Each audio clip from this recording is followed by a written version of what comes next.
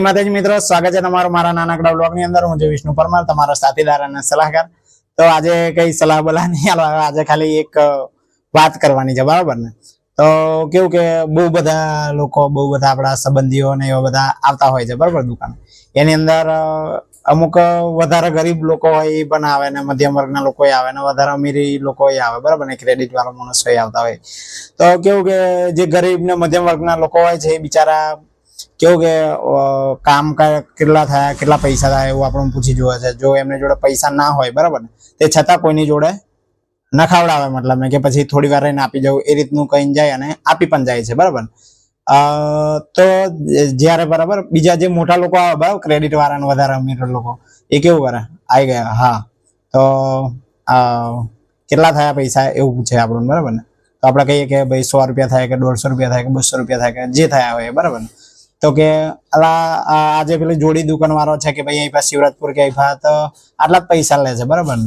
આ PAN card કઢાવવાનું હતું તો એના અમારા અહીં 200 રૂપિયા લે શિવરાજપુર માં, કે તમે આટલા પૈસા લો છો, બરાબર? આવા તેવા માણસો આવે, બરાબર ને? અહીંયા આગળ તો એવું મતલબ એક જાતનું બહાનું છે, એવું હોય ના ખરેખર, બરાબર? એ જે રીતે ચાર્જ જે લેતા હોય એસી વાળાને જ ખબર કે ભાઈ કેટલો ચાર્જ લેવાનો, બરાબર ને?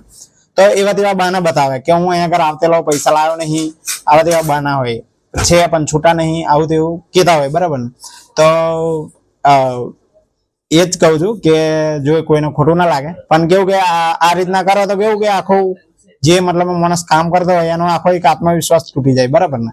કામ કરવાનું એને એ ના થાય કે આખો દિવસ સારું કામ ચાલ્યું હોય અને હાંજ પડતા તમને એવું કરાવે કે પછી બપોરે તમે કોઈ પણ ટાઈમે આવો, મતલબ પૈસા મેં થોડું ઘણું પેલા ભાઈને જે એનો ખર્ચો કાઢતો હોય એ રીતના ના કરે અને એ કરી નાખે, બરાબર ને? તો એ લાગે, બરાબર ને? તો આવું ના કરશો, બરાબર? એ જ કહું છું આજના વિડીયોમાં। અને બીજી વસ્તુ એ કે આ તમે ઝેરોક્સો કઢાવો ને એના એ અમુક લોકો 1-1 રૂપિયા માંગે છે ઝેરોક્સ, બરાબર ને? તો એવું કઈ નહીં, આ લાઇટ બિલ છે, પ્રિન્ટર નો ખર્ચ, કોમ્પ્યુટર નો ખર્ચ બધો કઈ જાય, બરાબર ને?